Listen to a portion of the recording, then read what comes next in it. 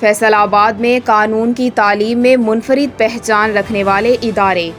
فیصل آباد college of law کے LLB honours 5 سالہ پروگرام بیچ 2016 سے 2021 کے اسٹوڈنٹس نے کالج میں آخری دن گزارا۔ یادگار انداز میں ایک دوسرے کے لیے اپنے تاثرات کا اظہار کیا۔ ٹیچرز کا بہترین رہنمائی پہ شکریہ ادا کیا کہ ٹیچرز نے شفقت و رہنمائی سے اس سفر کو پایہ تکمیل تک پہنچانے میں اہم کردار ادا کیا۔ کالج میں گزرے ہر لمحے کو زندگی کا سرمایہ قرار دیا تو کہیں ایک دوسرے سے ہمیشہ ملتے رہنے کے وعدے وعید ہوئے اور فوٹو سیشن ہوا۔